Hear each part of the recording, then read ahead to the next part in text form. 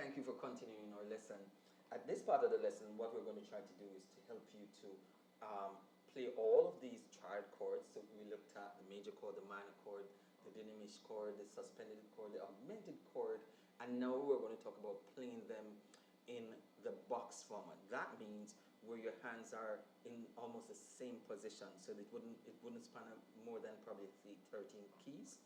The idea here is it allows for flexibility when playing. So you wouldn't have to be just trying to find the chords all over the keyboard, because everything is in the one area. So the first one, let's look at C major. I'm here and I'm just playing. I'm playing all the major chord for all the keys: C, F, B flat, E flat, A flat, D flat, G flat, B, E, A, D, G, C. So I've played all of them. I'll use my one hand. I've tried to do everything with both hands, because there are times when you're going to be playing chords out of with both hands. In here, I've shelled the F major chord, and we'll talk about that in subsequent lesson.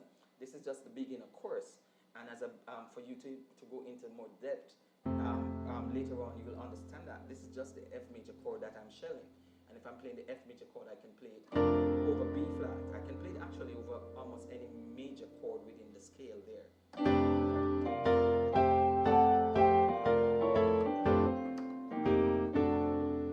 Right? So let's take it. Box format.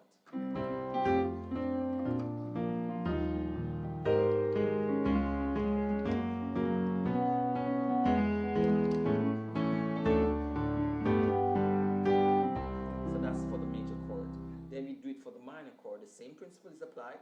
Keep playing all the minor chords for all the scales. Minor, B flat minor, E flat minor, A flat minor, D flat minor, G flat minor, B minor, E minor, A minor, D minor, G minor, back to the C minor.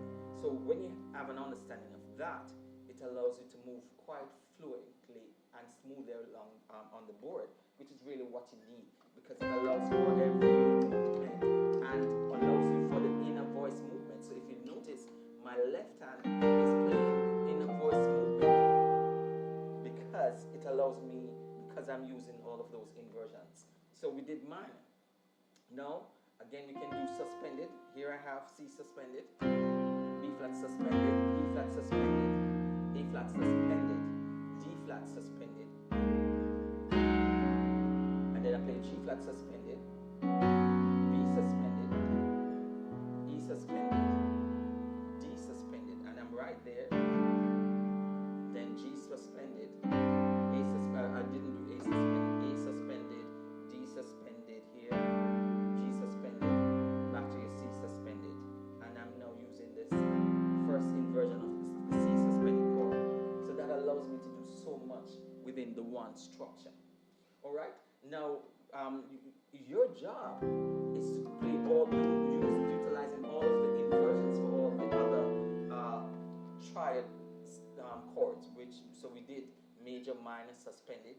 You have what we call the augmented chords, and we also have the diminished chord. So you're going to work on the augmented chord and the diminished chord for the next lesson.